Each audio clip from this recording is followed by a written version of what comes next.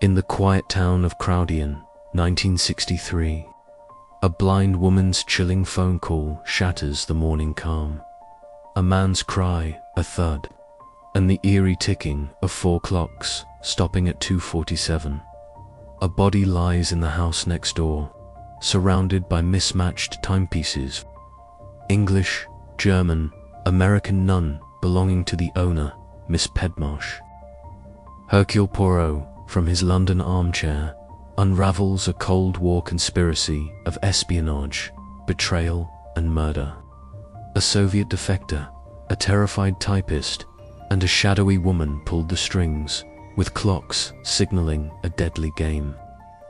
Can Poirot's little grey cells crack the code before the final tick?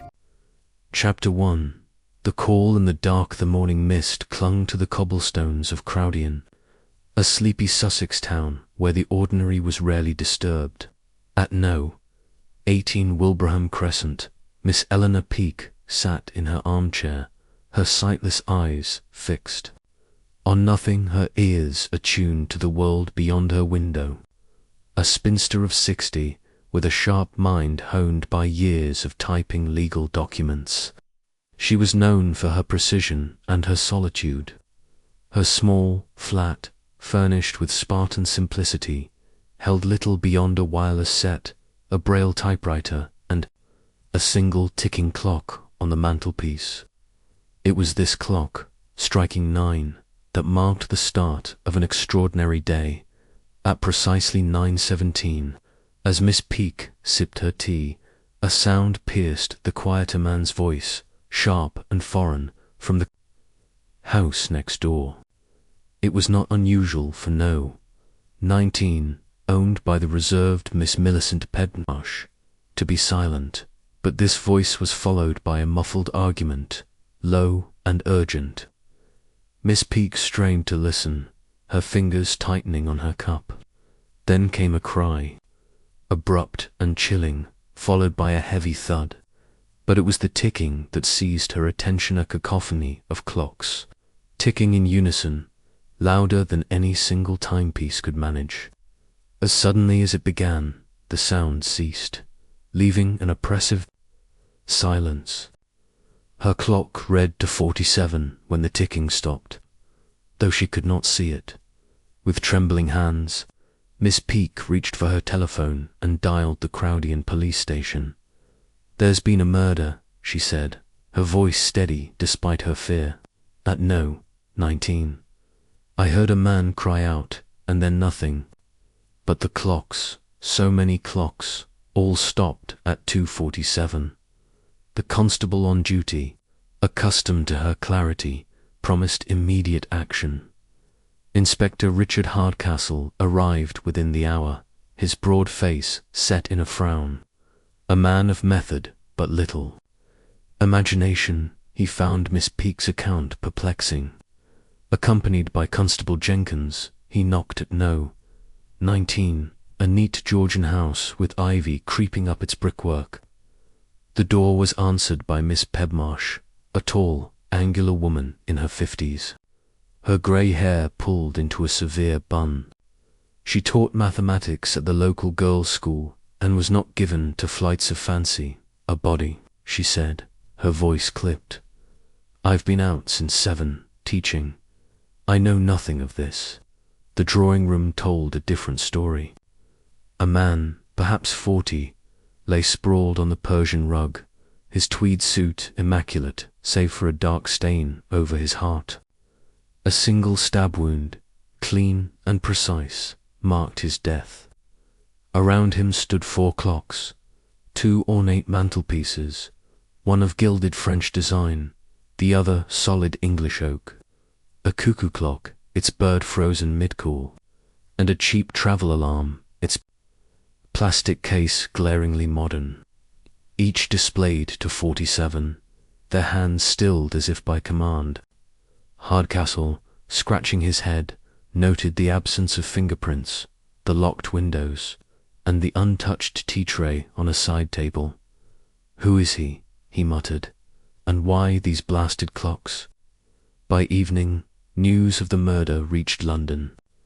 where Hercule Poirot, now semi-retired, sat in his pristine flat, surrounded by books and the faint scent of lavender polish.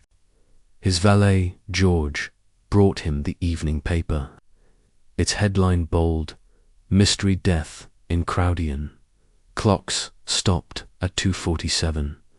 Poirot's moustache twitched as he read, his green eyes gleaming with interest.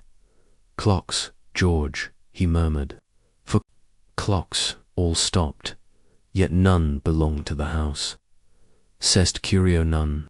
As chance would have it, Colin Lamb, a young intelligence officer and occasional confidant, telephoned that evening.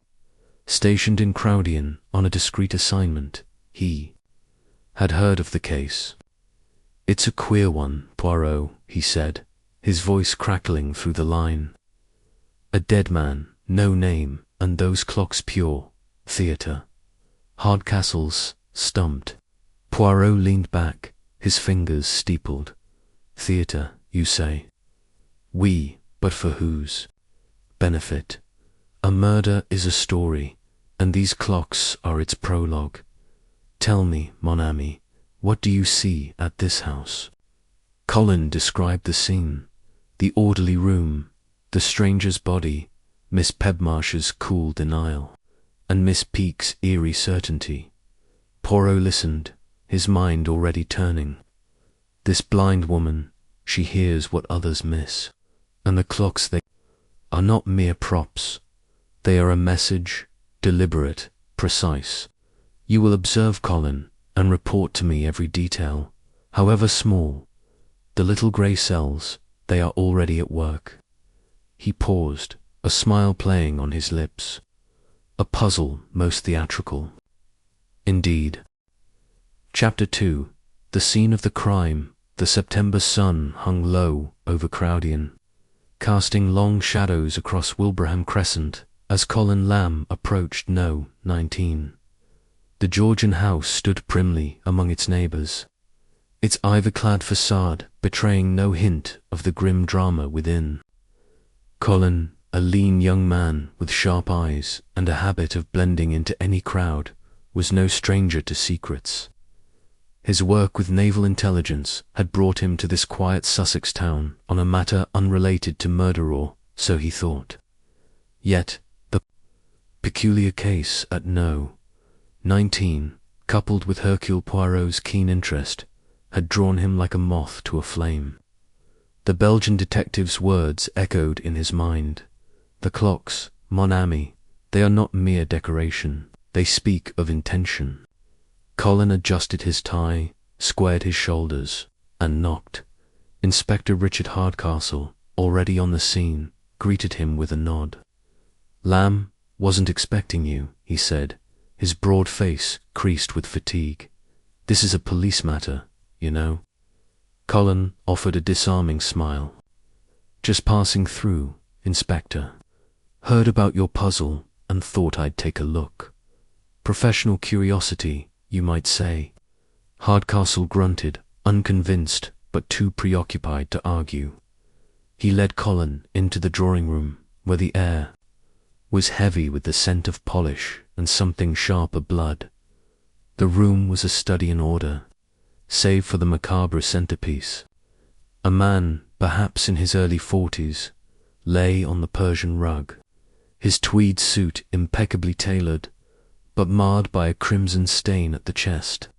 His face, pale in death, bore a faint expression of surprise, as if he had not expected the blow that felled him. A single stab wound, clean and deep, marked the cause of death. Around him stood the 4 clocks, each an anomaly in the otherwise austere space. The first, a French mantelpiece clock, gleamed with gilded scrollwork, its hands frozen. At 2:47, beside it, an English oak clock, sturdy and unadorned, matched the time exactly. A cuckoo clock, its bird poised mid-call, added a touch of whimsy to the grim tableau. Finally, a cheap plastic travel alarm, its garish modernity jarring against the others, completed the quartet. All stopped at 2:47, their silence louder than any ticking. Hardcastle gestured to the body. No identification, no wallet, no papers, nothing but a scrap in his pocket. He handed Colin a folded piece of paper, carefully bagged in cellophane. Scrawled in black ink were the letters and numbers. RL 462. Colin turned it over, noting the paper's cheap quality, the kind sold in any stationer's shop. Could be a code, he mused aloud. Hardcastle shrugged. Could be nonsense. The coroner's on his way, but I'd wager death was around 2:45, give or take. Matches Miss Peake's story. Colin's gaze swept the room. The furniture was sparse. A mahogany sideboard, a pair of velvet-upholstered chairs, a low table bearing an untouched tea tray with a single cup and saucer. The windows were locked, their latches undisturbed. A faint layer of dust on the sideboard suggested Miss Pebmarsh, rarely entertained. She says she was out teaching, Hardcastle added, following Colin's eyes. Claims she owns no clocks beyond a kitchen one. These four, not hers. Colin knelt beside the body, careful not to disturb the scene.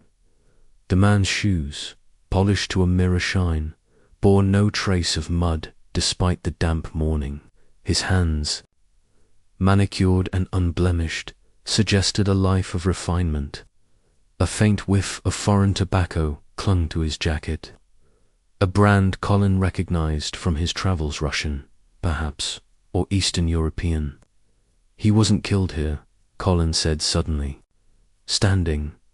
Hardcastle raised an eyebrow. What makes you say that? Colin pointed to the rug. No blood pool. A stab like that would have bled heavily, but the rug's barely stained. He was moved after death. Hardcastle's frown deepened, but he made a note. Possible, but why the clocks, and why here? Colin had no answer, but Poirot's voice rang in his head. Observe every detail, however small. He turned to the clocks, examining each in turn. The French clock was antique, its mechanism intricate but long unused, dust clogging its gears. The English one was functional, though its wood bore faint scratches, as if hastily placed.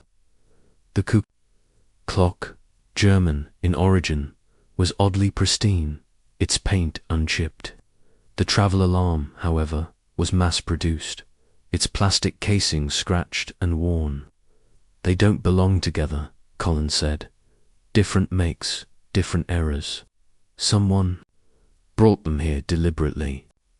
Hardcastle, growing impatient, ushered Colin out as the coroner arrived. Leave the theorizing to us, Lamb. You've got your own work. Colin nodded, but his mind was already racing. He stepped outside, where Wilbraham Crescent lay quiet. Under the grey sky, the neighbouring houses, No's, 18 and 20, flanked No, 19 like silent sentinels. Miss Peake's flat, he knew, was to the left, her window close enough to hear the drama unfold. To the right lived Mrs. Hemming, a widow whose obsession with cats was the talk of the street. And beyond her, Mr. Waterhouse, a nervous accountant, who kept to himself. Colin resolved to speak with them, but first, he needed to know more about the woman who had stumbled into this mystery. Sheila Webb, the typist who had discovered the body, was waiting at the police station, her face pale, and her hands fidgeting with a handkerchief. She was young, perhaps 25, with auburn hair and wide, anxious eyes. Colin introduced himself as a friend of Hardcastle's, a half-truth that eased her guard. Miss Webb, he began gently, tell me exactly what happened. Her story was halting but clear. She worked for the Cavendish Secretarial Bureau, a reputable agency in Crowdian. At 2 p.m, her employer, Miss Martindale, had sent her to No.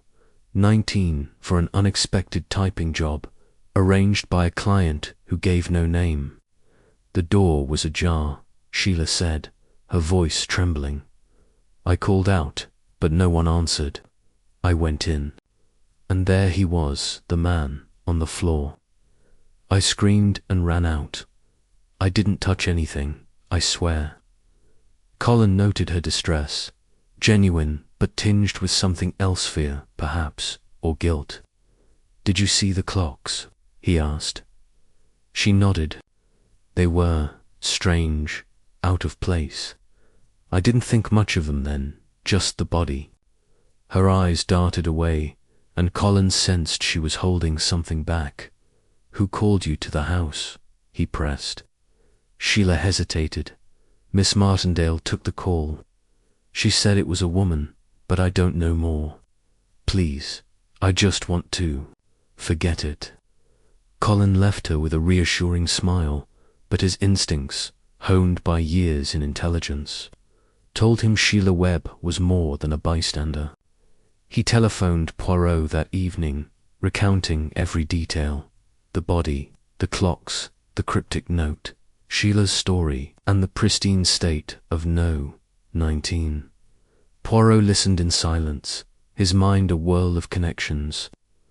Mon ami, he said at last, this is no ordinary crime. The clocks are a signature, a flourish of the criminal mind. They are meant to distract, to confuse, but they will betray their maker. You must speak to the neighbours, Colin.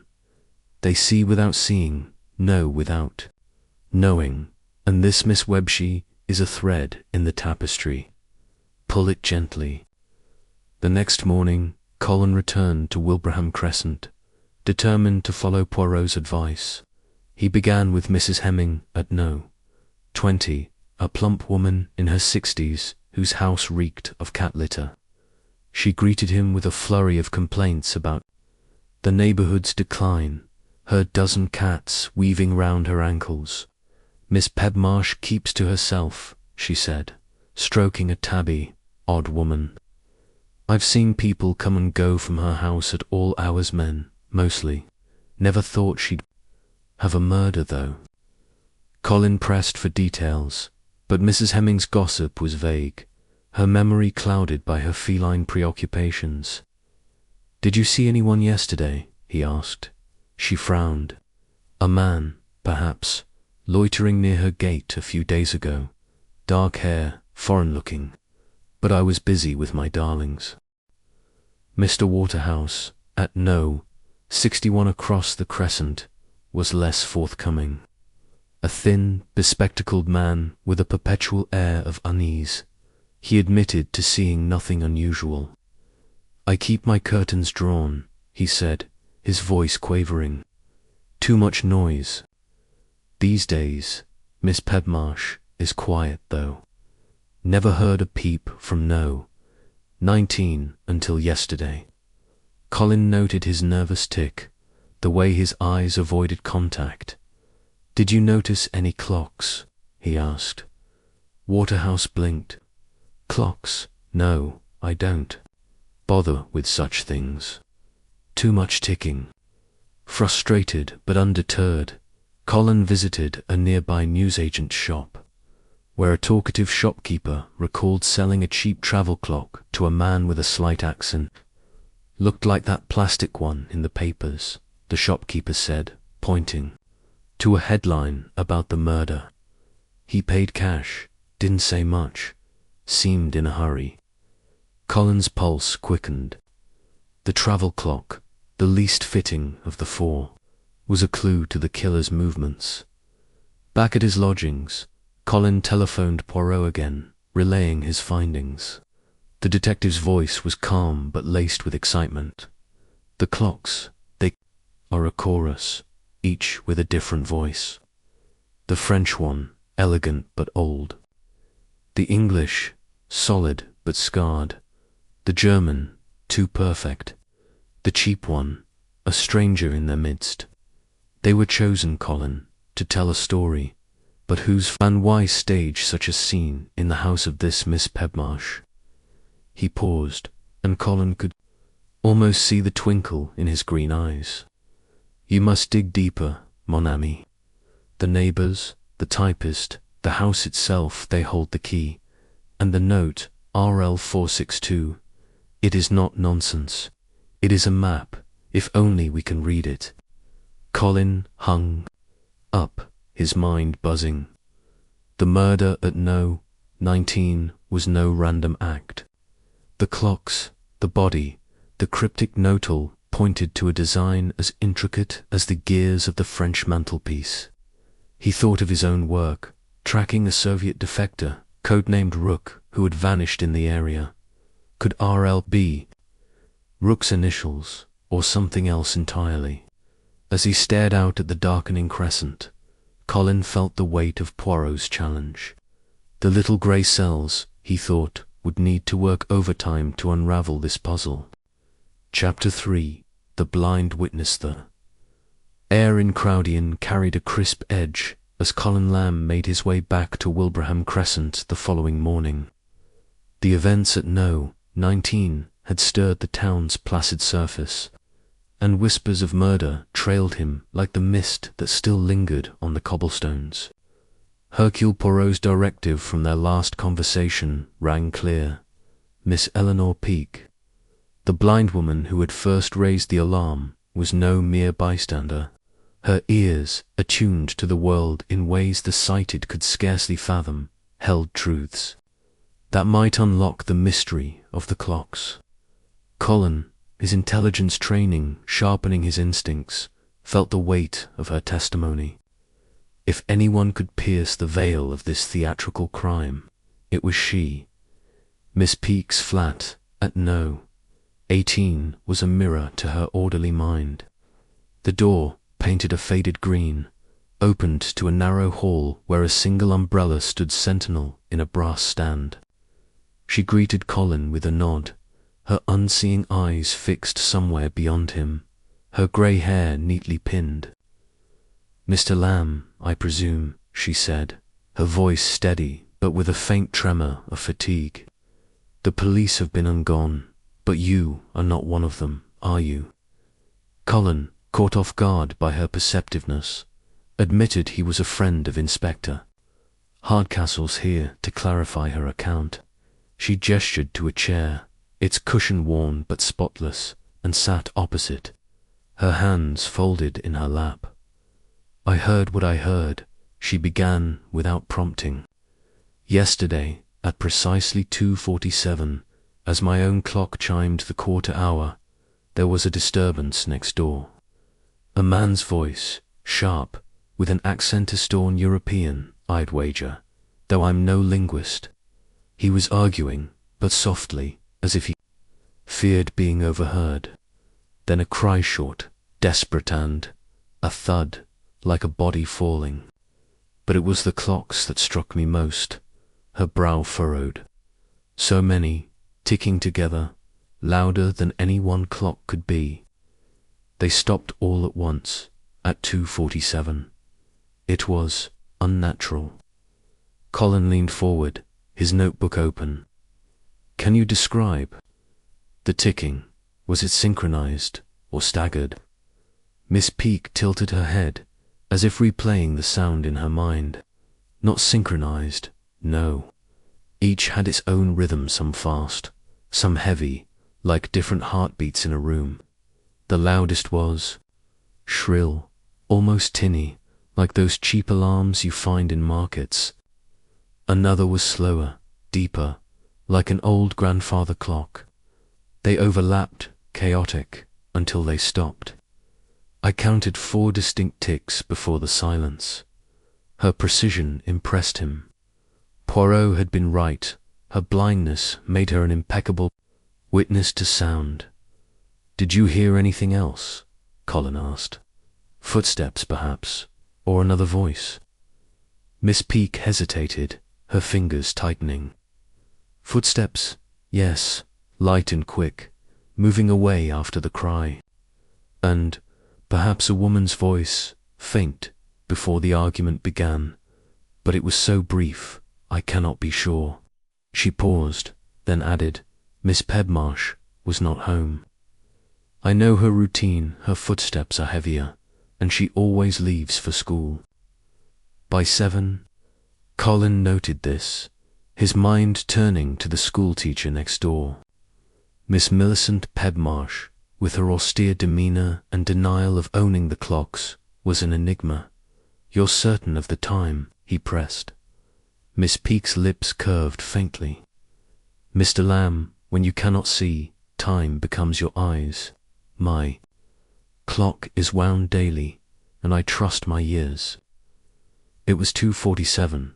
Thanking her, Colin stepped outside, where the crescent lay quiet under a leaden sky. Miss Peake's account was a cornerstone, but it raised more questions. Why stage a murder with such a peculiar flourish as 4 stopped clocks? And why in Miss Pedmarsh's house, if she was absent? He telephoned Poirot from a nearby call box, the detective's voice crackling with anticipation. "The blind woman, she is magnificent," Poirot said. "Her ears do not lie, but the killer, they lie with audacity. The clocks, Colin, they are not random, 4, from different lands, stopped at the same moment. This is a message, a code, perhaps for someone watching." Colin relayed Miss Peake's mention of the foreign voice and possible woman's whisper. Poirot hummed thoughtfully. A man, a woman, a murder, and clocks that tick for no one. The argument, it suggests a meeting gone wrong. And the footsteps, like quick they flee the scene, but to where? "You must speak to Miss Pedmarsh again. Her absence is too convenient, her house too perfectly chosen." Following Poirot's advice, Colin knocked at No. 19. Miss Pedmarsh answered promptly, her grey eyes cool and unyielding. "Mr. Lamb," she said, her tone clipped, "I've told the inspector all I know. I was at school, teaching Algebra 2, 4th form girls. I returned at 4 to find police crawling over my home." Her voice held no warmth, only a faint irritation, as if the murder were a personal inconvenience.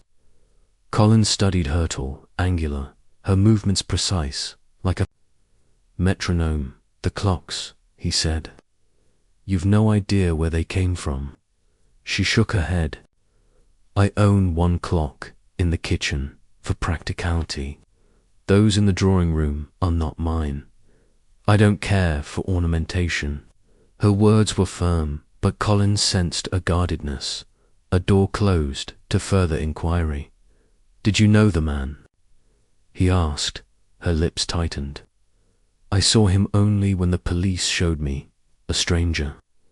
I have no enemies, Mr. Lamb, and no reason to expect a corpse in my house." As Colin left, he felt the puzzle tightening around him. Miss Pedmarsh's denial. It was plausible, yet her house was the stage for a crime too deliberate to be random. The clocks, the foreign voice, the cryptic note, RL 462, they pointed to a design beyond a simple murder. His own work, tracking the defector Rook, tugged at his thoughts. Could the dead man be Rook, silenced before he could betray? His secrets. And what of the woman's voice Miss Peake had heard? Was it Sheila Webb or another player in this deadly game? Back at his lodgings, Colin sketched the clocks from memory, noting their origins. French, English, German, American. Poirot's words about a code lingered. Were the clocks a signal meant for an unseen audience, or a distraction hiding the true motive? He resolved to visit the Cavendish Secretarial Bureau next, to probe Sheila Webb's story and the mysterious call that sent her to No. 19. As he prepared for bed, the image of the 4 clocks, their hands frozen at 2:47, haunted him. Somewhere, he thought, the killer was watching, counting the hours until the next move. Chapter 4.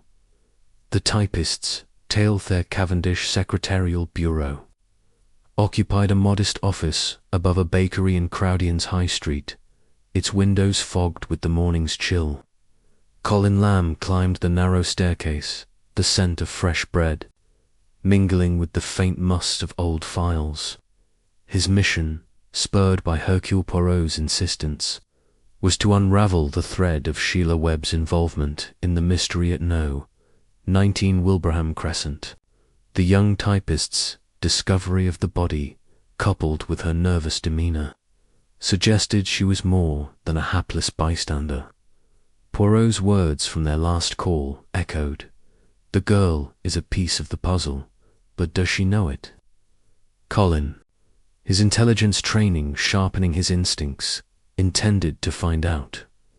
Inside, the office was a hive of orderly chaos. Typewriters clacked under the fingers of 3 young women, their desks piled with carbons and shorthand pads. Miss Catherine Martindale, the bureau's manager, presided from a corner desk, her spectacles glinting as she scrutinized a ledger.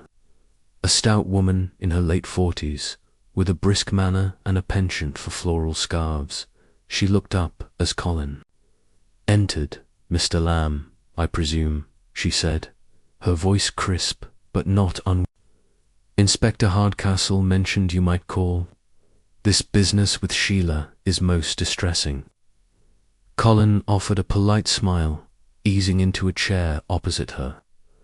I'm helping the inspector clarify a few points, Miss Martindale. May I speak with Miss Webb? The manager nodded, signalling to a pale, auburn-haired girl at a nearby desk. Sheila Webb rose, her movements hesitant, and followed Colin to a small anteroom used for client interviews. She sat, clutching a handkerchief, her eyes darting to the door as if expecting an interruption. At 25, she had a delicate beauty, but her face was drawn, shadows under her eyes betraying a sleepless night. Miss Webb, Colin began gently, I know this is difficult, but I need you to walk me through yesterday again. Every detail matters. Sheila's fingers twisted. The handkerchief. I've told the police everything, she said, her voice low. I was sent to No. 19 for a typing job. The door was open, I went in, and I found him. The man, dead on the floor. Her breath hitched. I didn't touch anything. I just screamed and ran. Colin studied her, noting the tremor in her hands. Who arranged the job? He asked. Sheila glanced away. Miss Martindale took the call. A woman, she said, asking for me specifically. I thought it was odd, but we get last-minute requests. Sometimes. Colin leaned forward. A woman. Did Miss Martindale describe her voice? Sheila shook her head. She didn't say much, just that it was clear, no accent. The client gave the address and time 2:30 and hung up. Sensing her unease, Colin shifted tack. The clocks, Miss Webb, you mentioned they seemed out of place. Can you describe them? Her brow furrowed. They were wrong for the room. That French one, all gold and fancy, didn't fit with Miss Pedmarsh's plain furniture. The oak one looked heavy, old. The cuckoo clock was strange, like something from a fairy tale, and the plastic oneette was cheap, scratched, like it came from a market stall. They were all stopped at 2:47. I noticed because it was so quiet after I screamed. Colin jotted this down, her observations aligning with his own. The clock's disparity, French elegance, English solidity, German whimsy, American banalities suggested a deliberate selection, as Poirot had theorized. Did you know the man? He asked. Sheila's eyes widened. No, I'd never seen him before. He was just there, dead. Her voice cracked, and Colin sensed truth mixed with fear. Miss Webb, he said softly, is there anything? You're not telling me something about the call or the house. She hesitated, her lips parting as if to speak, then closed. "No," she said finally, too quickly. "I just want this to be over." Colin let it pass, but his instincts screamed she was hiding something, a connection. Perhaps to the dead man or the mysterious caller. He thanked her and returned to Miss Martindale, who was now sorting invoices with brisk efficiency. "Miss Martindale," Colin said, "can you tell me about the call that sent Sheila to No. 19? The manager adjusted her spectacles. "It came at noon yesterday. A woman," as Sheila said, with a clear, educated voice. No accent I could place. She asked for Miss Webb by name, said it was urgent typing work for a Miss Pedmarsh at No. 19. To arrive at 2:30. I thought it peculiar she didn't give her own name, but clients can be private. I wrote it in the log and sent Sheila." Colin asked to see the log, a leather-bound book filled with neat entries. The line for No. 19 was brief. "Miss Pedmarsh, typing, S-Web, 2:30 p.m, urgent. No telephone number, no client name." "Did you try to verify the call?" Colin asked. Miss Martindale bristled. "We're a busy agency, Mr. Lamb. I assumed Miss Pedmarsh was the client. She's a respectable woman, a school teacher. I had no reason to doubt it." Her tone suggested the matter was closed, but Colin pressed. "Has Sheila ever mentioned anything unusual? Strange clients, perhaps, or personal troubles?" Miss Martindale's lips pursed. "Sheila is a good worker, punctual, reliable, a bit quiet, perhaps, but no trouble. If she's mixed up in this, it's not through any fault of mine." Colin left the bureau, his mind churning. Sheila's fear and Miss Martindale's defensiveness pointed to a deeper thread. The call, placed by an unknown woman, was no coincidence. It had ensured Sheila's presence at the scene, timed to coincide with the murder. Was she meant to find the body, or was she a pawn in a larger game? His own work, tracking the defector rook, tugged at his thoughts. The cryptic note, RL462, found on the body could be a code, a rendezvous, or even a reference to Rook himself. But how did Sheila fit? That evening, Colin telephoned Poirot, the line crackling as he recounted the day's findings. "The girl is frightened, mon ami," Poirot said, his voice rich with certainty. "She knows more than she says, but whether she is victim or accomplice, we cannot yet tell. The call, this woman's voice, it is the key. Why choose Miss Webb? Why No. 19? And the clocks, always the clocks, they are a signal, but to whom?" He paused, and Colin pictured him sipping his tisane, his moustache quivering with thought. "You must watch her, Colin. She is a thread that may unravel the tapestry. And this Miss Martindale, her efficiency, it hides something. Dig into her clients, her records. The truth lies in the details." Colin agreed, though the weight of the mystery pressed heavily. Sheila's reticence, the anonymous call, the clocks. Stopped at 2:47 all, pointed to a design as intricate as a spider's web. As he hung up, he glanced at his watch. 8:15 p.m. time, it seemed, was the killer's canvas, and the clocks were its brushstrokes. Tomorrow, he would follow Sheila, probe Miss Martindale's records, and chase the shadow of the woman's voice. Somewhere in Crowdian, the killer was waiting, and Colin was determined to find them before the next tick. Chapter 5. The Man Without a Name. The morning light filtered weakly through the clouds over Crowdian, casting a pallor over Wilbraham Crescent that matched the mood of its residents. Colin Lamb, his notebook now thick with observations, stood outside the police station, where the air buzzed with the quiet efficiency of a small-town investigation. The murder at No.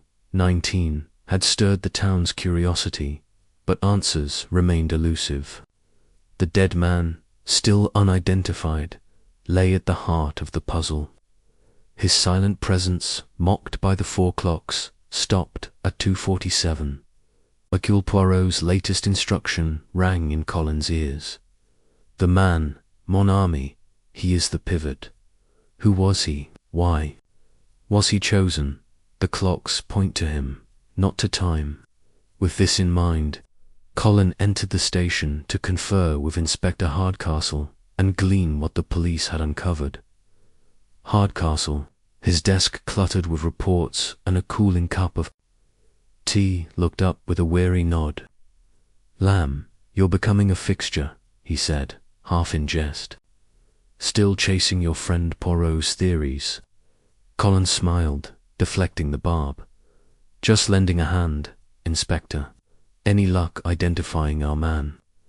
Hardcastle pushed a file across the desk, its contents sparse but telling. The coroner's report confirmed death by a single stab wound to the heart, delivered with surgical precision between 2:40 and 2:50 p.m., aligning with Miss Peake's account of the cry at 2:47. The man, estimated at 42, was healthy, well-groomed, with no signs of a struggle. No fingerprints, no wallet, nothing but that scrap of paper, Hardcastle said, sliding the bagged note toward Colin. The cryptic RL 462 stared back, its meaning as opaque as ever. Colin examined the note again, its cheap paper creased but unremarkable. "Anything on his clothes?" he asked. Hardcastle flipped a page. Tailored suit, expensive, likely bespoke. Shoes polished, no wear on the soles. And a trace of tobacco in his pocket, foreign strong, not the usual blend you'd find here. Colin's pulse quickened. His intelligence work had familiarized him with such details. The tobacco suggested Eastern Europe, possibly Soviet.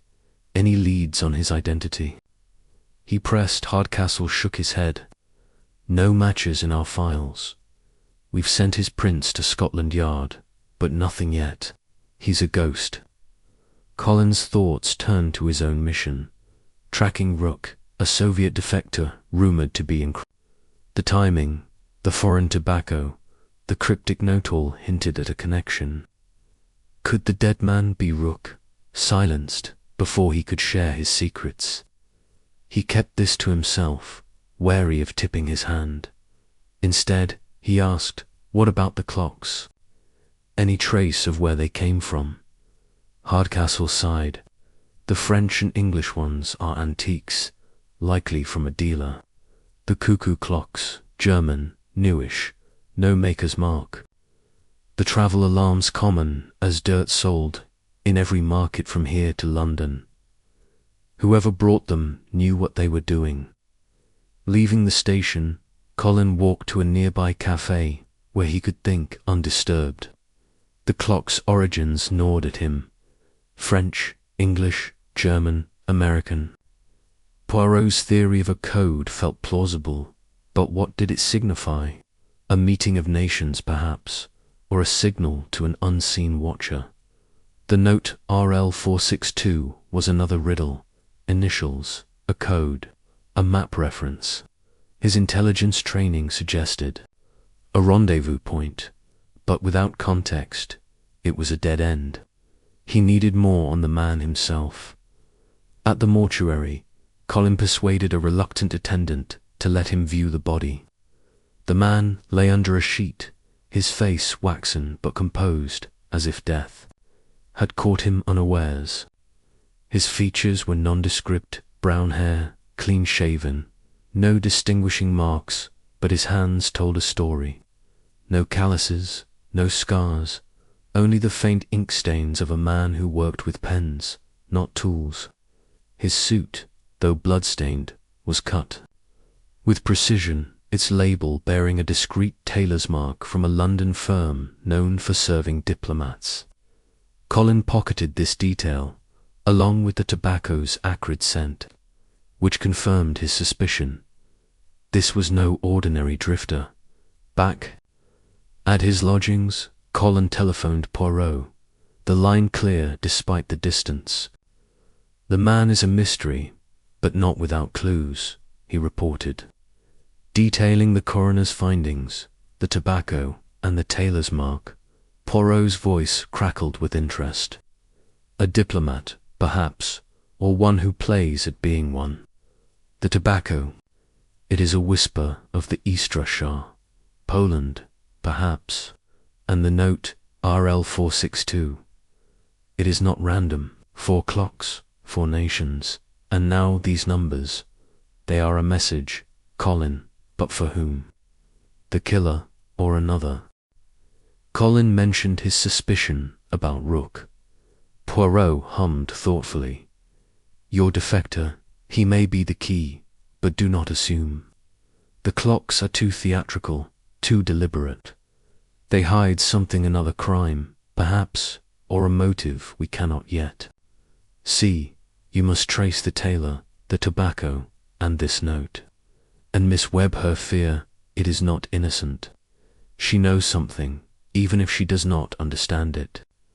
Inspired by Poirot's certainty, Colin contacted a London colleague in intelligence, requesting a discreet check on the tailor's clients and any known Soviet contacts in Crowdian. The response came quickly. The tailor, a discreet firm in Mayfair, served a clientele that included embassy staff, some from Eastern Bloc countries. No names matched RL, but a Soviet attaché had been a regular customer until recently. The tobacco, identified as a Latvian blend, was rare in England but common among diplomats. It was a thread, thin but promising. Colin returned to Wilbraham Crescent, driven by a hunch. He knocked at No. 19, hoping to catch Miss Pedmarsh off guard. She answered, her grey eyes as unyielding as ever. "Mr. Lamb, you are persistent," she said, her tone cool. "I've nothing new to say." Colin pressed her on visitors, mentioning Mrs. Hemming's vague reports of men coming and going. Miss Pedmarsh's expression tightened. "Mrs. Hemming sees shadows in every corner. I live alone, Mr. Lamb, and keep my own counsel. If men visited, they were tradesmen or colleagues, nothing more." Her denial was firm, but Colin sensed a crack in her armour, a fleeting pause before colleagues. He thanked her and left, his mind turning to Sheila Webb. Her fear, her hesitation, suggested a connection to the dead man or the killer. Was she an unwitting courier, as he had been in his early intelligence days, carrying messages without knowing their weight? The thought lingered as he walked back to the high street, where the newsagent's shop caught his eye. The shopkeeper, a wiry man with a gossip's tongue, confirmed selling the plastic travel clock to a man with a slight accent, described as dark-haired and hurried. Paid in cash, didn't linger, the shopkeeper said. Looked like he was late for something. As dusk settled over Crowdian, Colin felt the puzzle's edges sharpening. The dead man, likely a foreign agent, had been killed with precision and staged with clocks that screamed of intent. The note, the tobacco, the tailor all pointed to espionage, a world Colin knew too well. Yet Sheila's role and Miss Pedmarsh's guarded silence hinted at a deeper layer. He telephoned Poirot again, sharing the new leads. "Excellent." "Mon ami Poirot," said, his voice vibrant. "The man without a name, he is no longer a ghost. He is a player in a game of shadows. Follow the girl, trace the tailor, and above all, think of the clocks. They are not just timekeepers, they are the killer's signature." Colin hung up, the weight of the case pressing against him. The man without a name was the pivot, as Poirot had said, but the clocks were the chorus, singing a song of deception. Tomorrow he would shadow Sheila, dig into Miss Martindale's records, and chase the trail of the Latvian tobacco. The truth, he sensed, was ticking closer, hidden in the silence of 247. Chapter 6. The shadow of the crescent. The dawn broke over Crowdian with a reluctance that mirrored Colin Lamb's mood. The mystery at No. 19 Wilbraham Crescent had woven itself into his thoughts, each clue a thread in a tapestry that refused to reveal its pattern. Hercule Poirot's voice, sharp and insistent from their last call, urged him to probe the neighbours, to seek the unseen in the mundane lives of the Crescent's residents. They see without seeing, know without knowing, Poirot had said. The shadow of the crime falls on them all. Armed with this, Colin set out to canvass Wilbraham Crescent. Determined to uncover what lay hidden in its quiet corners, he began at No. 20, where Mrs. Agnes Hemming lived in a state of perpetual distraction, surrounded by her feline court.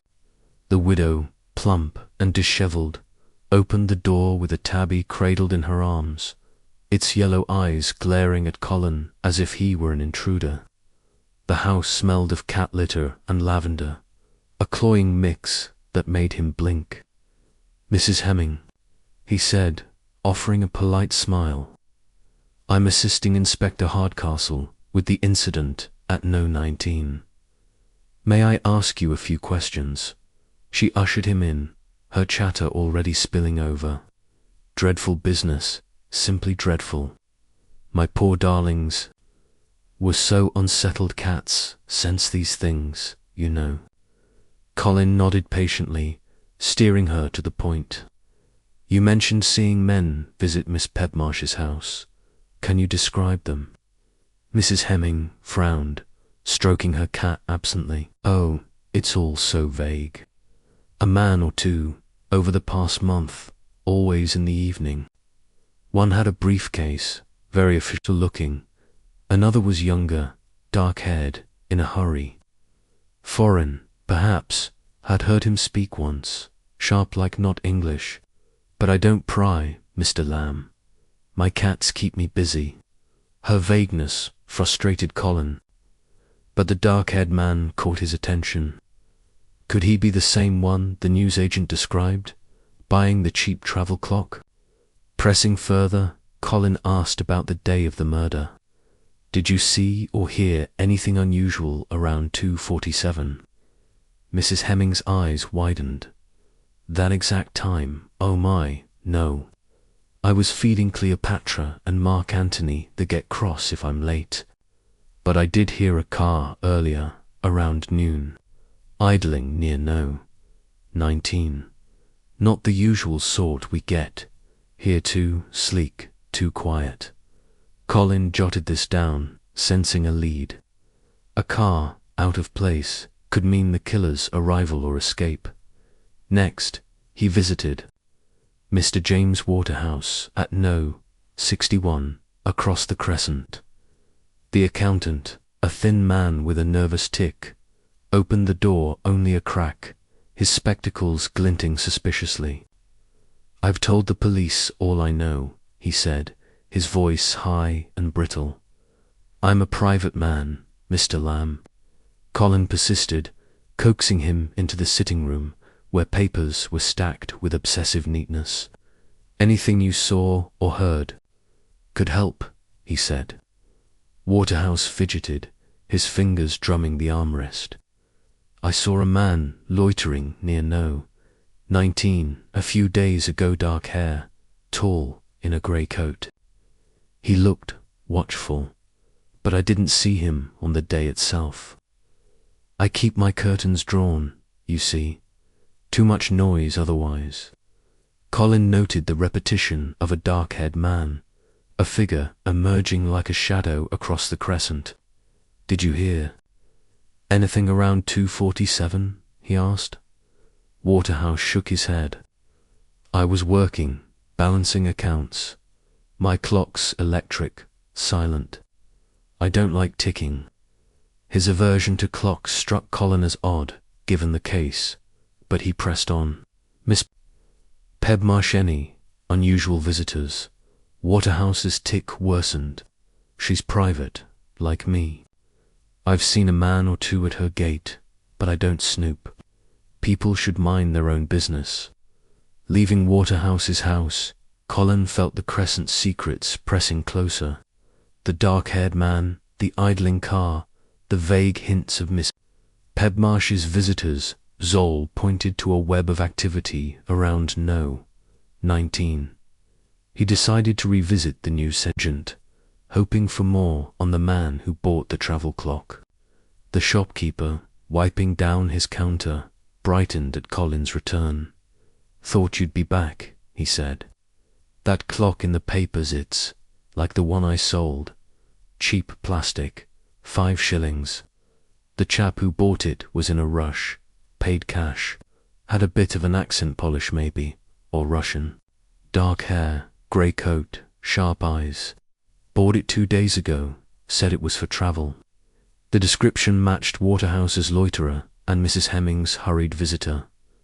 Colin's pulse quickened. This man, possibly foreign, was a thread tying.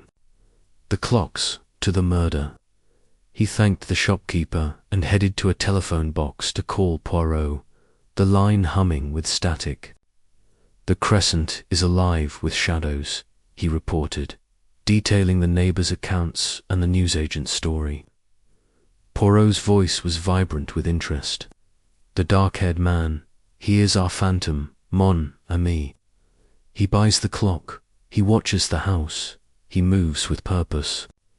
But is he the killer or another pawn? The car, to it, suggests planning, a getaway perhaps. You must find this man, Colin, and learn his purpose." Poirot paused, then added, "The clocks, they are a distraction, a flourish to obscure the truth, for nations, for ticks, all stopped at 2:47. It is not about time, but about intent. The note, RL 462, it may point to your rook, but it could be more. A signal, a meeting, a betrayal. Dig into Miss Pebmarsh's life. Her solitude, it is too perfect, too staged." Colin agreed, his mind racing.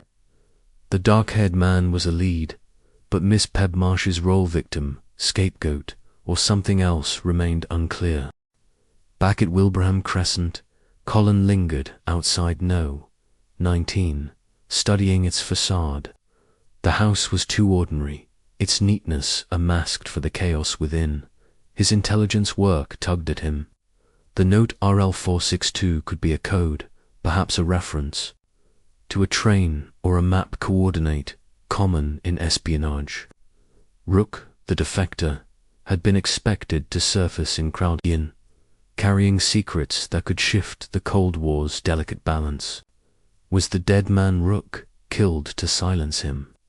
And where did the clocks fit? Colin's thoughts were interrupted by a figure approaching a young woman.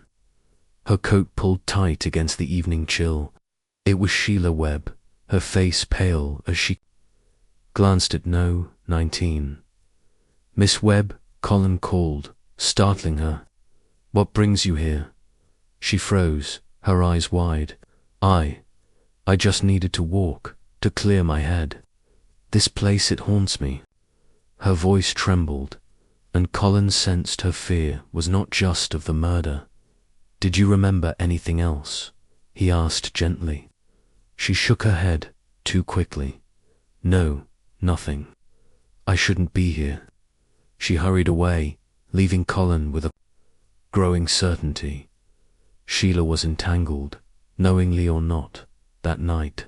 He telephoned his intelligence contact, requesting a check on any dark-haired men with Eastern European ties in Crowdian. The reply was vague but promising. A Soviet operative, known only as Victor, had been spotted in the region, his description matching the newsagent's buyer. Colin's heart sank. Espionage, not mere murder, was at play. He called Poirot, again sharing the lead. "Victor, you say?" Poirot mused. "A name, at last." The clocks, they are his signature, perhaps, or a message to his masters. But why Miss Pedmarsh's house? Why Sheila Webb? You must tread carefully, Colin. The shadow of the crescent hides a dangerous truth. As Colin hung up, the crescent lay dark under a moonless sky. The dark-haired man, the clocks, the note all pointed to a plot deeper than murder. Tomorrow he would shadow Sheila, probe Miss Martindale's clients, and hunt for Victor. The truth, he felt, was close, ticking, in the silence of Wilbraham Crescent. Chapter 7. A spy's gambit. The morning air in Crowdian carried a bite, as if the town itself sensed the gathering storm of secrets unravelling around Wilbraham Crescent. Colin Lamb, fortified by a restless night's sleep and Hercule Poirot's relentless prodding, stood at the edge of the high street, his eyes scanning the early bustle for any sign of Sheila Webb. The typist's nervous retreat the previous evening, coupled with the emerging shadow of a Soviet operative named Victor, had sharpened his focus. Poirot's words from their last call echoed. The clocks, they are a signal, but to whom? The girl, she is entangled, and your rookie is the key. Colin's intelligence work, tracking the defector, codenamed Rook, now seemed inextricably linked to the murder at No. 19, the note RL462, the foreign tobacco. The dark-haired Manor pointed to a game of espionage, played out in this quiet town. Colin's first stop was his intelligence contact, a discreet operative stationed in a nearby coastal town. Over a secure line, he received confirmation. Rook, a Soviet scientist with knowledge of missile guidance systems, had been expected to defect in Crowdian, carrying documents that could tilt the Cold War's balance. He had vanished 3 days ago, and the dead man's description tailored suit, Latvian tobacco, no identification matched Rook's profile. The note RL462 could be a coded rendezvous, possibly Rook's location, followed by coordinates or a date. But why the clocks, and why Miss Pedmarsh's house? Armed with this, Colin returned to the police station, where Inspector Hardcastle was sifting through new reports. "Lamb, you're like a bad penny," Hardcastle said, his tone gruff but not unfriendly. "Got anything useful?" Colin shared the news agent's description of the dark-haired man, careful not to mention Rook. "The travel clock's a lead," he said. "Bought 2 days ago by a man who fits the loiterer Mrs. Hemming and Mr. Waterhouse saw." Hardcastle nodded, flipping open a file. "We've traced the French clock to a London antique dealer, sold last week to an anonymous buyer. No name. The English and German ones are still a mystery. Whoever set this up had resources. A bombshell dropped mid-conversation. A second murder." Hardcastle's constable rushed in with news from London. A dock worker, John Merrow, found stabbed in a Wapping alley the previous night. The wound, a single thrust to the heart, matched the Crowdian victims. "Same killer?" Colin asked, his mind racing. Hardcastle shrugged. "Too early to say, but the precision's uncanny. Merrow was a nobody. Our job's no record. Only link is a Crowdian train ticket in his pocket, dated yesterday." Colin's pulse quickened. A second killing, so soon, suggested a message. Was Merrow a witness, silenced for seeing too much?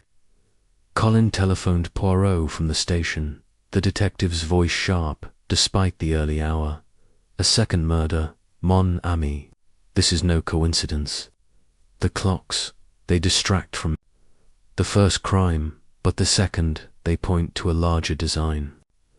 Your Rook, he was the target, but this dock worker, he saw something. The note, RL462, it may link them. You must investigate this, Merrow."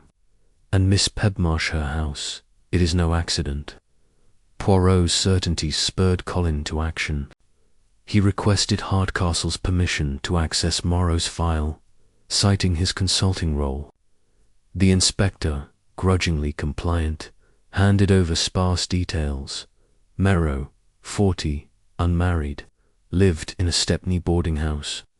The Crowdian ticket suggested he had been in town the day of the murder. Colin's next move was to shadow Sheila Webb, whose fear hinted at deeper involvement. He waited outside the Cavendish Secretarial Bureau, blending into the morning crowd. At 9:30, Sheila emerged, her coat pulled tight, her eyes scanning the street nervously. She walked briskly to a cafe, where she sat alone, stirring a coffee. She barely touched. Colin, seated at a corner table, watched her fidget, her gaze darting to the door. Was she expecting someone? After an hour, she left, heading toward the train station. Colin followed at a distance, his training keeping him unobtrusive. At the platform, Sheila bought a ticket to London but didn't board, instead lingering near a newsstand, her hands clutching her bag. A mantle, dark-haired, in a grey coat approached, spoke briefly, and slipped her a small envelope before vanishing into the crowd. Colin's heart raced. The man matched the newsagent's description of the clock buyer. Was he Victor, the Soviet operative? He tailed Sheila back to the bureau, where she resumed work, her face pale but composed. Confronting her now risked spooking her, so Colin returned to his lodgings to call Poirot. She met a man, he reported. Dark-haired, grey coat, gave her an envelope. It's our loiterer, I'm sure. Poirot's voice crackled with excitement. The girl, she is a courier, perhaps unwittingly. The envelope, what does it contain? Secrets, instructions, or a trap? You must learn more, Colin, but do not alarm her. And this second murder, it is no accident. The killer ties up loose. Ends. Colin's intelligence contact provided a breakthrough that afternoon. Viktor Kuznetsov, a known Soviet handler, had been spotted in Crowdian, his description matching the dark-haired man. Kuznetsov was a ghost, operating under aliases, skilled at covering his tracks. The envelope suggested Sheila was passing messages, possibly for Rook's defection or its sabotage. Colin decided to visit Miss Pebmarsh again, probing her role. At 9:19, she greeted him with her usual frostiness. "Mr. Lamb, your visits are becoming tiresome," she said, her grey eyes unyielding. "I've told you, I know nothing of this man or his clocks." Colin pressed her on visitors, mentioning the dark-haired man. Her expression flickered. Rare crack in her composure. "I've had no visitors beyond tradesmen," she insisted. "If someone was seen, they were not here for me." Her denial was too firm, her pause too telling. Colin left, convinced she was hiding something, a connection to Rook, perhaps, or to the killer. That evening, Colin sifted through Merrow's file, borrowed from Hardcastle. The dock worker had no criminal ties, but his Crowdian ticket placed him near Wilbraham Crescent at the time of the murder. Had he seen the killer? The car Mrs. Hemming heard idling. Colin's mind turned to the clocks.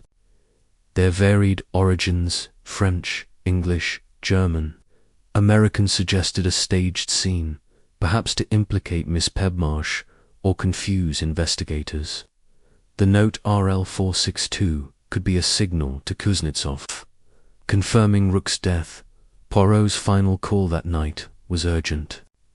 The second murder, it is the key, Colin. Merrow was a witness, eliminated to protect the killer.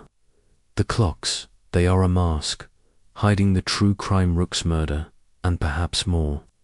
Miss Pebmarsh, she is no innocent bystander. Her house, her absence, it is too perfect. You must find this Victor and learn what Sheila carries. The game, mon ami, is espionage, and the stakes are deadly. Colin hung up, the weight of the case heavier than ever. Rook's death, Merrow's murder, Sheila's envelope, Miss Pedmarsh's secret soul were pieces of a puzzle ticking toward a dangerous climax. Tomorrow he would confront Sheila, trace the envelope, and hunt for Kuznetsov. The shadow of the crescent was darkening, and the clocks, silent at 2:47, held the truth in their stillness. Chapter 8. The Hidden Hand. The grey dawn over Crowdian did little to lift the unease that had settled over Colin Lamb. The murder at No. 19 Wilbraham Crescent, with its enigmatic clocks and cryptic note, had spiraled into a labyrinth of espionage, drawing him deeper into a world where truth was as elusive as a shadow. Hercule Poirot's latest directive burned in his mind. The clocks are a code, not for time, but for identity. A meeting of spies, perhaps. The second murder of the dock worker, John Merrow, and Sheila Webb's furtive exchange with the dark-haired man likely Viktor Kuznetsov. The Soviet operative pointed to a plot far grander than a single killing. Colin, his intelligence instincts honed, resolved to peel back the layers of deception. Starting with the woman at the heart of the stage, Miss Millicent Pedmarsh, he began the day at No. 19, where Miss Pedmarsh answered his knock with her customary frost. Her angular frame filled the doorway, her grey eyes sharp as flint. "Mr. Lamb, your persistence borders on intrusion," she said, her voice clipped. Colin, undeterred, pressed for details about her past. "Miss Pedmarsh, we've learned you worked in wartime intelligence, decoding for the Allies. Could this murder be connected to your old contacts?" Her lips tightened, a flicker of unease crossing her face. "That was years ago," she replied.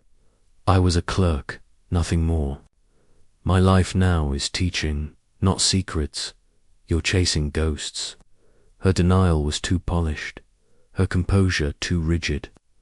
Colin noted the absence of warmth in her home-no photographs, no personal touches, only the stark utility of a woman who lived alone, yet her wartime role, however minor, suggested connections that could make her house a targeter, a stage.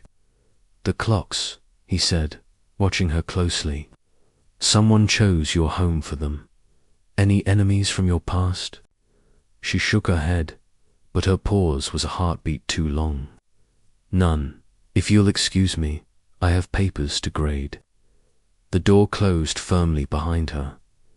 Colin's next stop was the Cavendish Secretarial Bureau, where Sheila Webb's encounter with the dark-haired man demanded answers.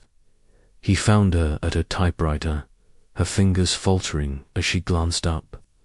"Miss Webb," he said, his tone gentle but firm, "I saw you at the station yesterday, meeting a man. He gave you an envelope.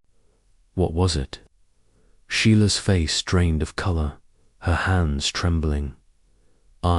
It was nothing. A friend, passing a note, personal." Her eyes avoided his, and Colin pressed. "This isn't a game, Sheila. A man is dead, maybe two. If you're involved, tell me now." Her voice broke as she spoke, haltingly.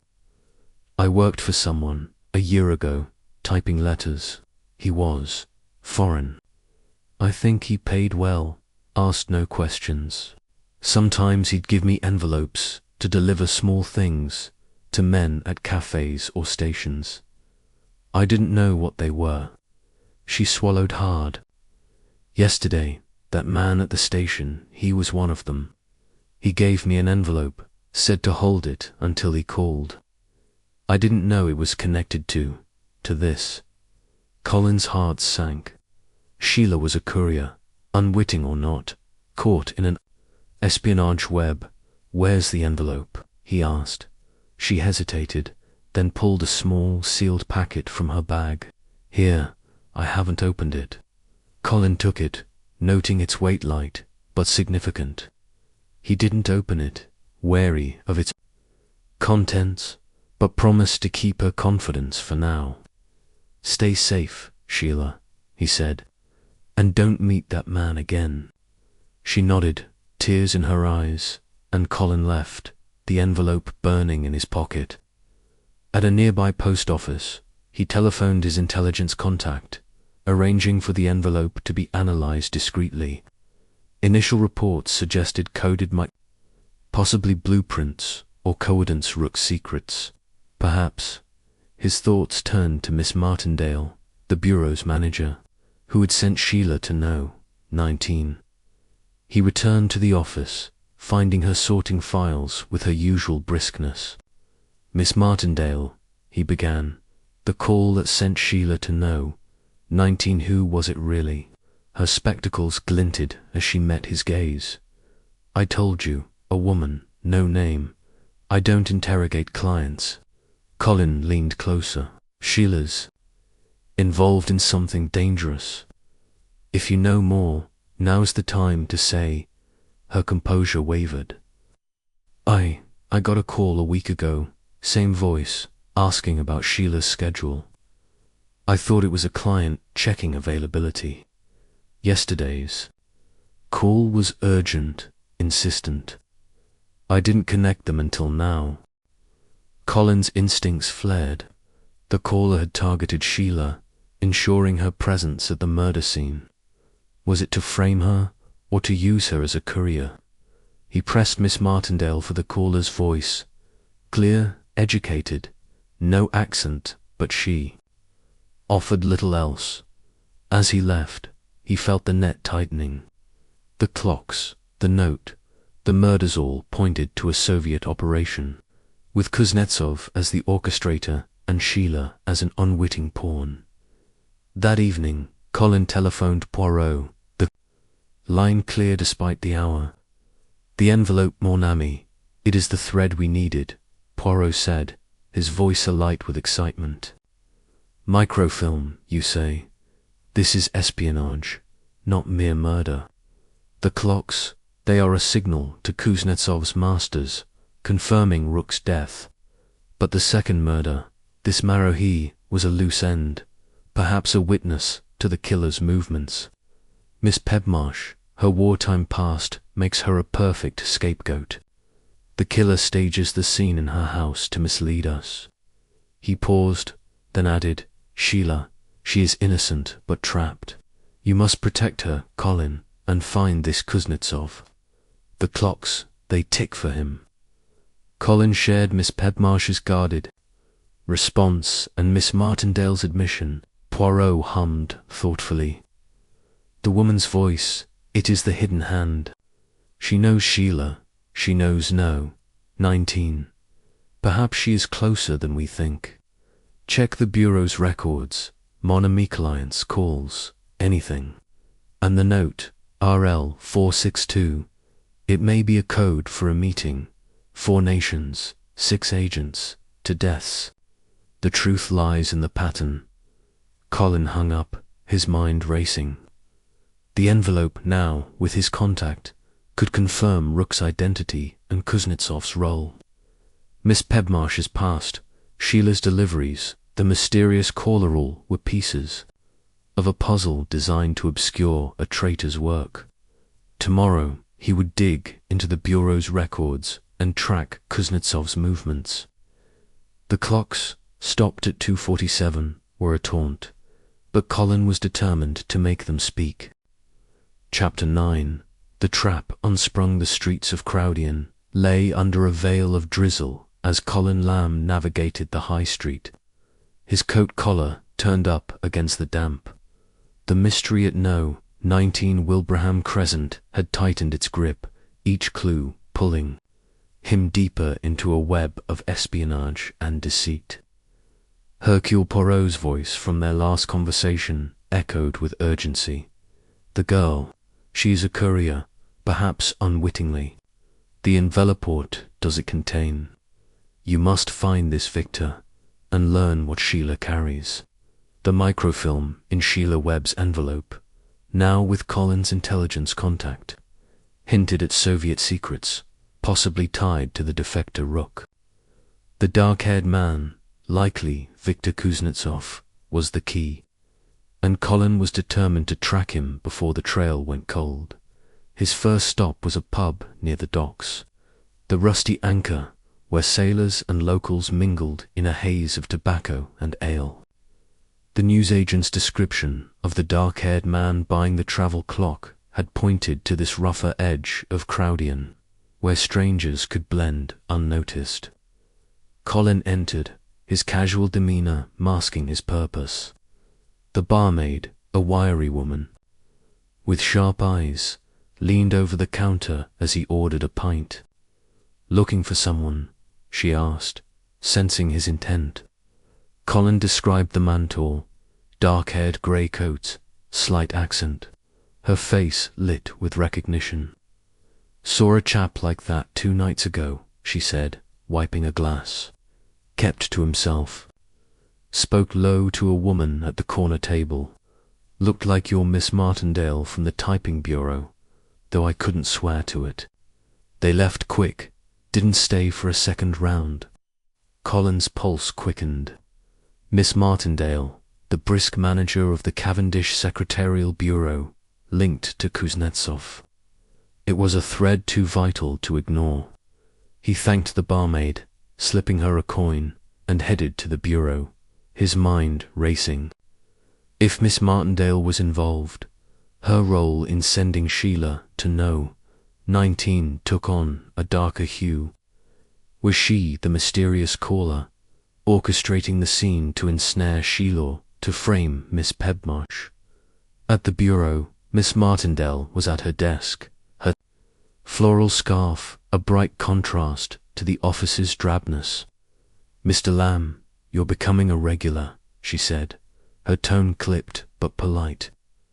Colin wasted no time. "Miss Martindale, were you at the Rusty Anchor 2 nights ago, meeting a man tall, dark-haired foreign accent?" Her spectacles glinted as she stiffened, her hands pausing over a ledger.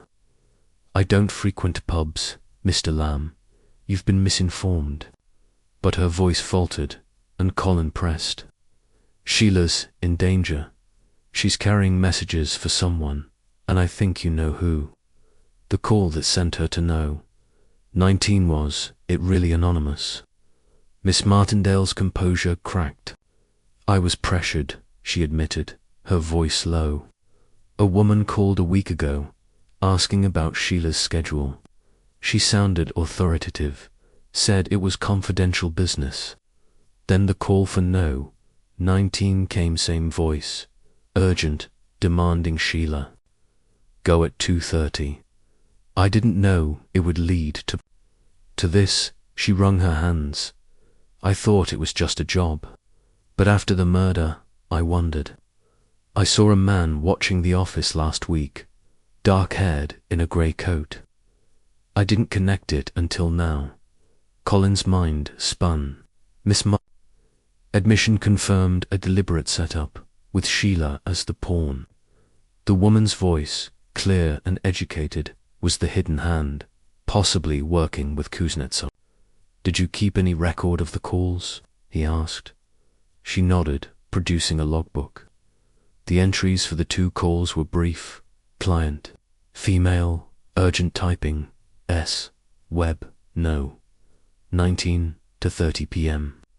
And an earlier note: client, female, inquiry, S, web availability. No numbers, no names. She called from a public box, Miss Martindale said. I heard coins dropping. Leaving the bureau, Colin felt the puzzle's edges sharpening. Kuznetsov, the clocks, the microfilm all pointed to a Soviet operation with Sheila unwittingly carrying Rook's secrets. But the woman's voice was the missing piece. Was it Miss Martindale herself, covering her tracks, or another player? His intelligence contact called with news. The microfilm contained encrypted coordinates, likely for a missile Cytruk's final gift to the West. Kuznetsov had killed to stop it, staging the clocks to confuse or signal his masters, Colin's. Next move was to track Kuznetsov. A tip from his contact pointed to a warehouse near the docks, a known drop point for Soviet agents. He arrived as dusk fell, the warehouse looming in the fog like a silent beast. Slipping inside, he found crates, stacked high, the air thick with dust and oil. A faint light flickered at the far end, and Colin crept forward, his senses alert.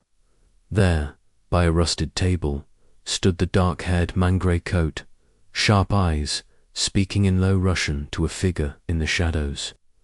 Colin caught only fragments. Rook. Secured, London. The second figure stepped into the light Schiller web, her face pale, clutching another envelope.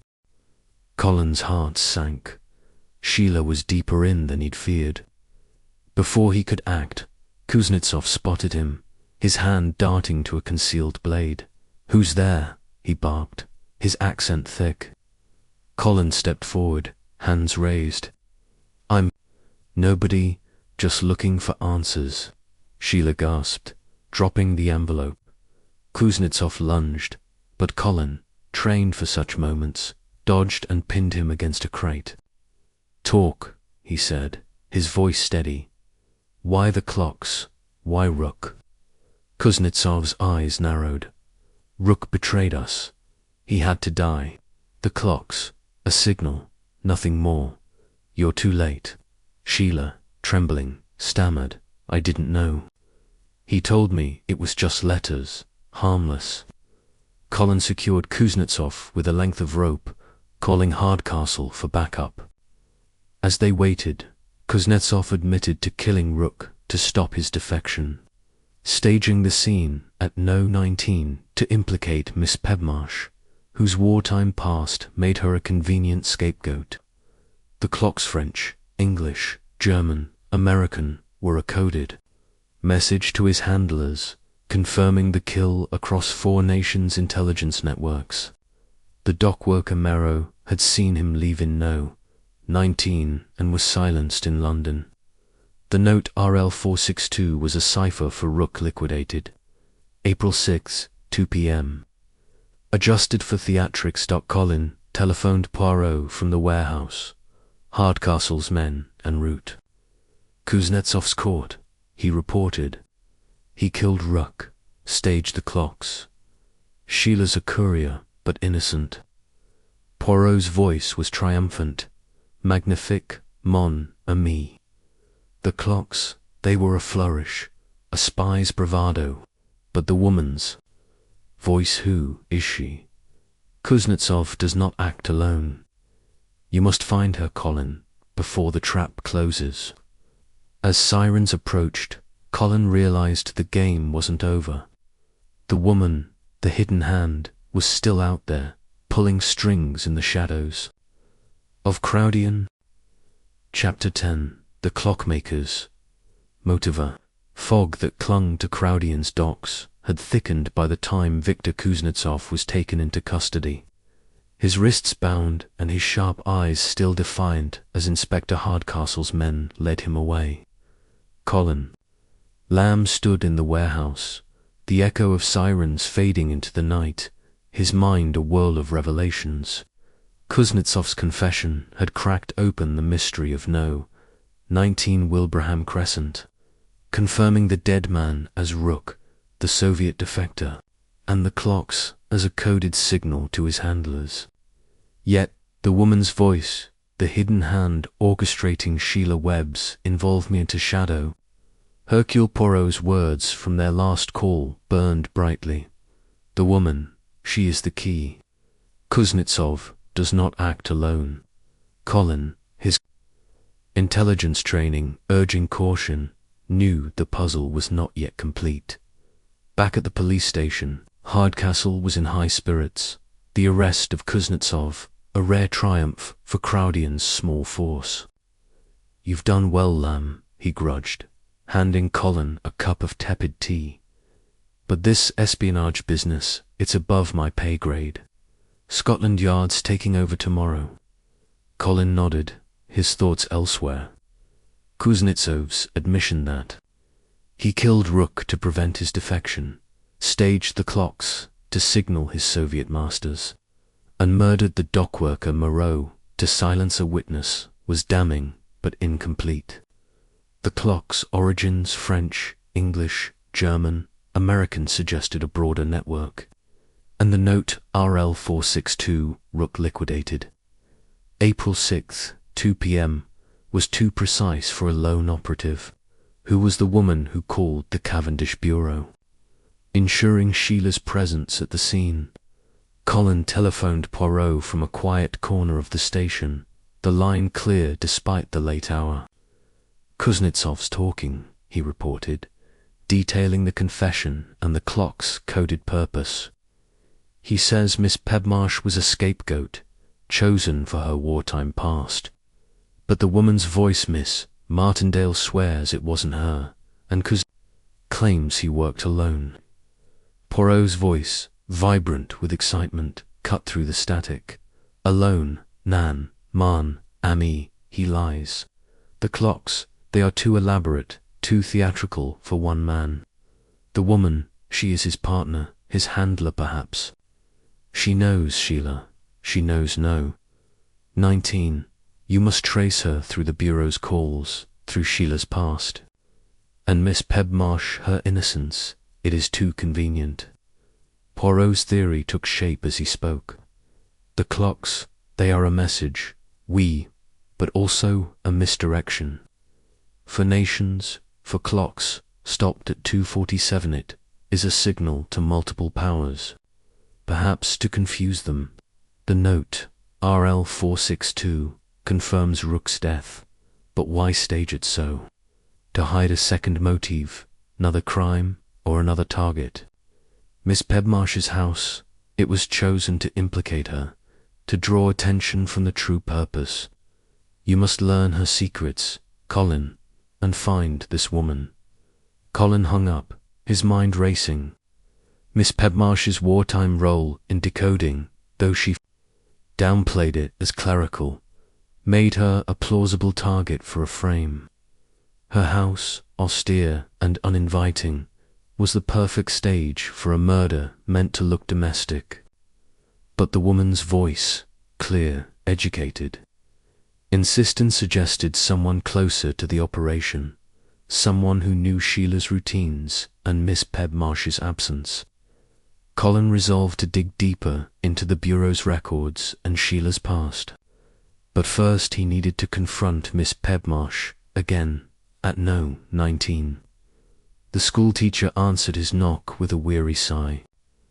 "Mr. Lamb, your visits are relentless," she said, her grey eyes cold but not hostile.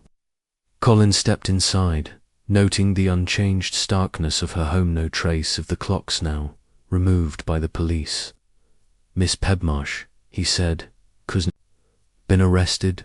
He says he chose your house to frame you, because of your wartime work. What haven't you told me?" Her lips tightened, but she gestured to a chair. "My past is no secret.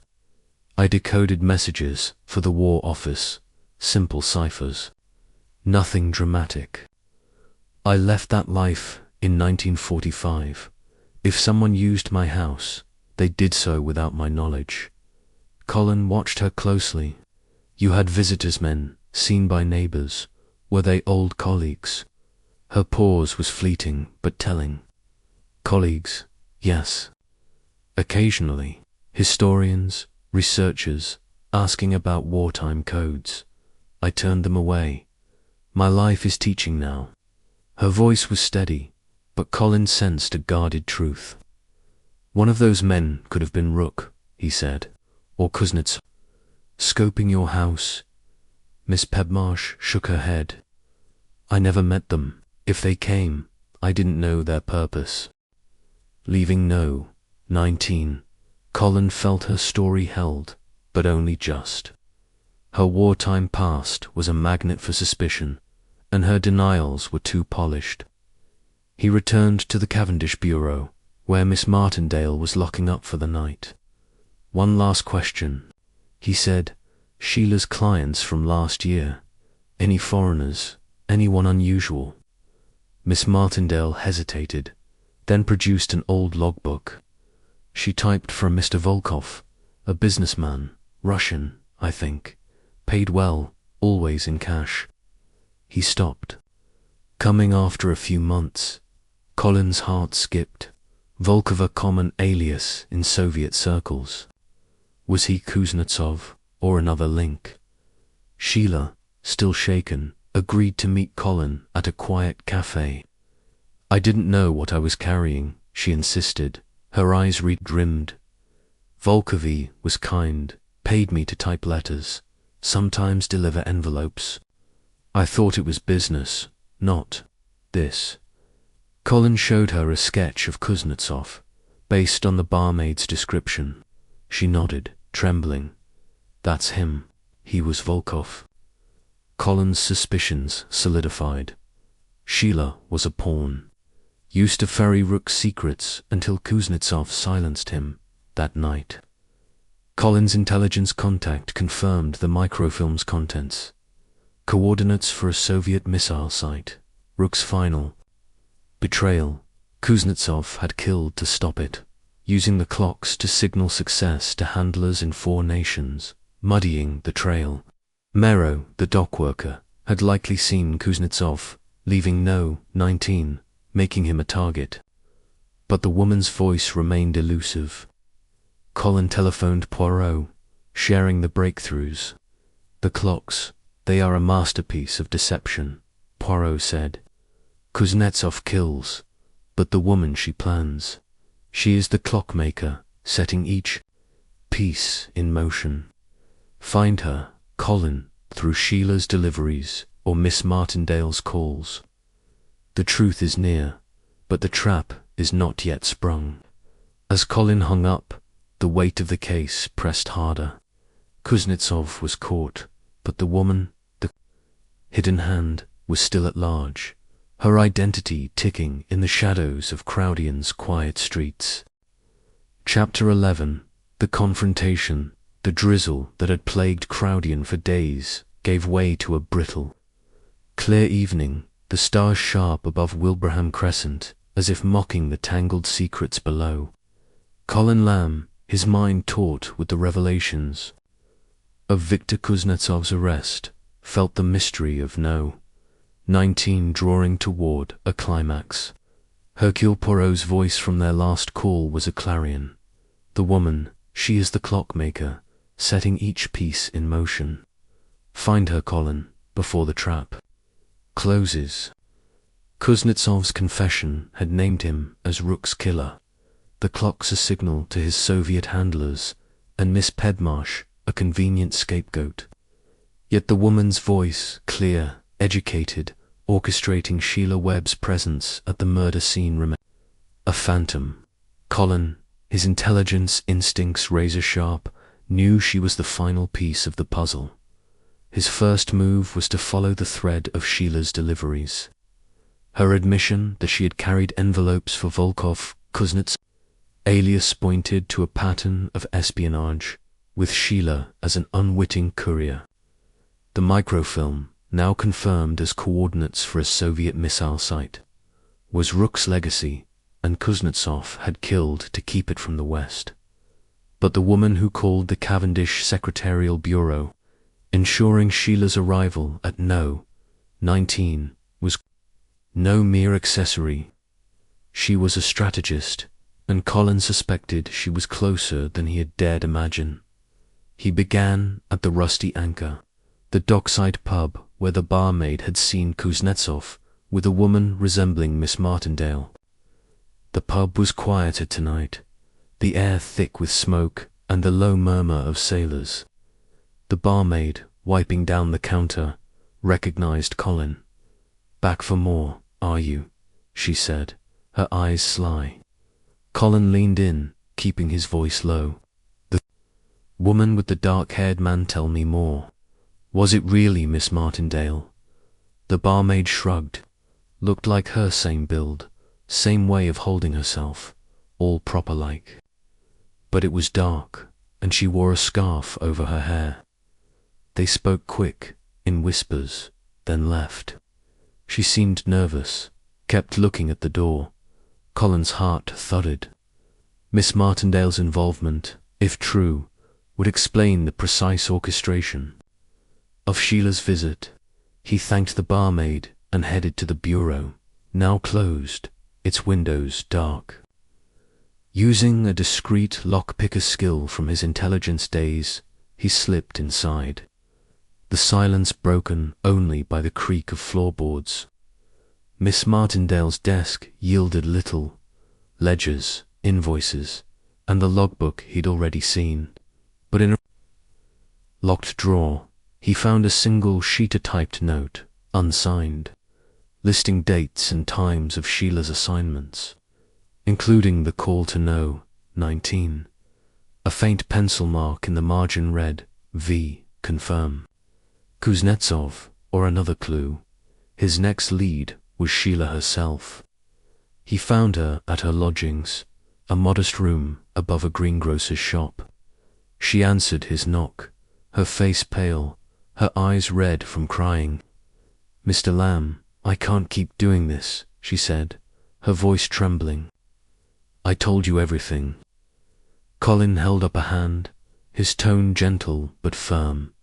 "Sheila, the woman who called the bureau, who was she? You've met her, haven't you?" Sheila's eyes widened, and she sank onto a chair. I don't know her name, but Volkov Kuznetsov once mentioned a contact, a woman who arranged things. He said she was close to the typewriters. I thought he meant a client. The phrase hit Colin like a jolt. Close to the typewriters, Miss Martindale, or someone within the bureau. He pressed Sheila for more, but she shook her head. "I only delivered envelopes. I never saw her." Colin left, his mind racing. The woman was likely Miss Martindale, or someone using her bureau as a front. He needed proof, and fast at his intelligence contact provided a breakthrough, a wiretap. On a known Soviet safe house in London had picked up a woman's voice, clear and educated, discussing the Crowdian job and the typist. The call was traced to a public box near the bureau, used the day of the murder. Colin's suspicions hardened. Miss Martindale was either the mastermind or a pawn. But her meeting with Kuznetsov at the Rusty Anchor pointed to complicity. He returned to the warehouse where Kuznetsov had been arrested, now under police guard. Hardcastle, grudgingly cooperative, allowed Colin a brief interrogation.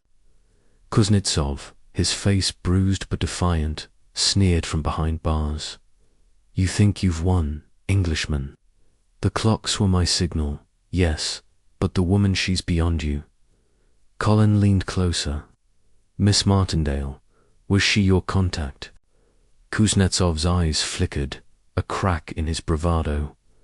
"Martindale, a useful fool, nothing more. She followed orders, took the calls, sent the girl. The real brain is higher up, and you'll never touch her." Colin's blood ran cold. Miss Martindale was an intermediary, manipulated by a higher power, the true clockmaker. He confronted her at her home, a neat cottage on Crowdian's outskirts. She answered the door, her spectacles glinting in the lamplight. "Mr. Lamb, this is harassment," she snapped. Colin held her gaze. "You met Kuznetsov at the Rusty Anchor. You sent Sheila to know, 19, knowing what she'd find. Who was the woman who called you?" Miss Martindale's face crumpled, her hands shaking. "I didn't know it was murder," she whispered. "She called me, said it was for a client, a government matter. She paid me to keep quiet, to send Sheila. I thought it was just business." "Who paid you?" Colin demanded. Miss Martindale's voice dropped to a whisper. She never gave a name. she called from a box, always at odd hours. Said she'd ruin me if I talked. I'm sorry, Mr. Lamb. I didn't know. Her tears seemed genuine, but Colin sensed she was still withholding something fear, perhaps, of the woman's reach. He telephoned Poirot from a nearby call box, the night closing. In Miss Martindale's a pawn, he reported. Kuznetsov says the real brain is higher up, a woman who used her to control Sheila. Poirot's voice was electric. The clockmaker, mon ami. She is the architect of this charade. The clocks, the murders, the microfilm, all her design, with Kuznetsov as her blade. Miss Pebmarsh, she was the scapegoat, her past a perfect lure. You must find this woman, Colin. Check the Bureau's clients, the calls, even Miss Martindale's bank records. She is close, watching, and she will strike again if we do not stop her. As Colin hung up, the stars above Crowdian seemed colder, sharper. Kuznetsov was caught, Sheila cleared, but the woman, the hidden hand, was still out there, her identity ticking in the silence of the clocks. Tomorrow he would scour the Bureau's records and chase the phantom caller, determined to end her deadly game. Chapter 12. The final ticking. The chill of Crowdian's early morning seeped through Colin Lamb's coat as he stood outside the police station, the weight of the case at No. 19 Wilbraham Crescent pressing heavily on his shoulders. Victor Kuznetsov. Arrest and confession had unraveled much of the mystery. He had killed the Soviet defector Rook to prevent his secrets from reaching the West, staged the 4 clocks as a signal to his handlers, and murdered the dockworker John Merrow to silence a witness. Yet the woman's voice, the hidden hand who orchestrated Sheila Webb's presence at the crime scene, remained elusive, a shadow pulling the strings of this deadly charade. Hercule Poirot's final charge rang clear. The clockmaker, mon ami, she is the architect. Find her, or the trap remains set. Colin, his intelligence instincts honed to a razor's edge, knew this was the moment to close the case. His first task was to trace the woman through the Cavendish Secretarial Bureau's records. Miss Martindale's admission that she had been paid to send Sheila to No. 19 and keep silent pointed to a mastermind with deep resources. Colin returned to the Bureau at dawn, where Miss Martindale, her face drawn with guilt, handed over her client files under police pressure. The records were meticulous but unremarkable, save for one anomaly, a series of payments, small but regular, from an unlisted account labeled C. Services. The deposits, made in cash at a local bank, began 3 months ago, coinciding with Sheila's worked for Volkov, Kuznetsov's alias. I thought it was for typing, Miss Martindale murmured. I never met the client. Colin's next lead was the bank, a staid institution on Crowdian's High Street. With Hardcastle's reluctant authorization, he accessed the account's records. The deposits were traced to a post office box rented under a false name, but a teller recalled a woman mid-40s, poised, with a clear, educated voice, making the payments. She wore a scarf, always in a hurry, the teller said, never gave a name. The description matched no one in Crowdian, but Colin's gut told him she was local. Hiding in plain sight, he telephoned his intelligence contact, requesting a cross-check on women linked to Soviet operations in the region.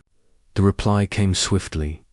A low-level operative, Anna Kessler, had been active in Sussex, known for her discretion and encrypted communications.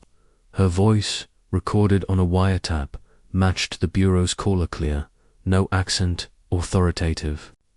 Kessler, posing as a civilian, had a history of using intermediaries like Miss Martindale to shield her work. Colin's pulse raced. Kessler was the clockmaker, the woman who had choreographed Rook's murder and framed Miss Peb, mashed, armed with a discretor. Dark blonde, mid-40s, Colin scoured Crowdian's quieter corners, focusing on boarding houses and cafes, where a stranger might blend. A tip from a cafe owner pointed to a woman matching Kessler's profile, seen at a guest house near the station. Colin, with Hardcastle's men in tow, arrived at the guest house as the morning sun broke through the clouds. The landlady confirmed a Mrs. Carter had rented a room, paying cash, and was out. A search of the room revealed a burner phone, a coded notebook, and a photograph of Sheila Webproof. Kessler had targeted her. Colin set a trap, waiting in the guest house's shadowed parlor.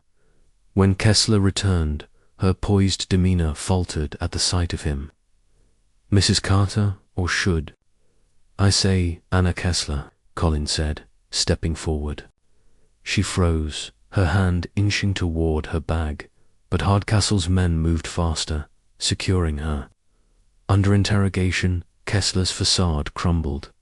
"Rook was a traitor," she spat. "I planned the hit, used Kuznetsov as the blade. The clocks were my idea's signal to our allies in 4 nations, confirming the kill without cables." Pebmarsh's past made her the perfect decoy. She admitted to using Miss Martindale, paying her to send Sheila to know, 19. Knowing the typist's presence would muddy the investigation. Merrow, the dock worker, had seen her with Kuznetsov near the Crescent and was eliminated to protect the operation. Colin telephoned Poirot from the station, the case finally clear. "Kessler's caught," he reported. "She was the voice, the planner." The clocks signaled success to Soviet contacts in France, England, Germany, and America, using Peb as a scapegoat. Sheila was a pawn, Merrow collateral. Poirot's voice was triumphant. "Magnifique, mon ami." The clocks, they were her masterpiece, a flourish of deception. The time, 2:47, was a whim, a taunt to confuse us. "Miss Pebmarsh, she is cleared, her secrets merely those of a private woman. Sheila, poor child, is free of her burden. The little grey cells, they have travelled where the body could not." Back at Wilbraham Crescent, Miss Pebmarsh resumed her quiet life, her wartime past no longer a shadow. Sheila, shaken but relieved, returned to her typing, vowing never to carry envelopes again. Hardcastle, grudgingly impressed, handed the case to Scotland Yard, where Kessler and Kuznetsov faced charges beyond Crowdian's jurisdiction. Colin, standing outside No. 19, looked at the house, now silent, without its clocks. The mystery was solved, the trap unsprung, but Poirot's final words lingered. The mind, it sees what the eyes cannot. The truth, it ticks in the silence. As the crescent settled into dusk, Colin felt the weight lift, the case closed with the precision of a clock striking the hour.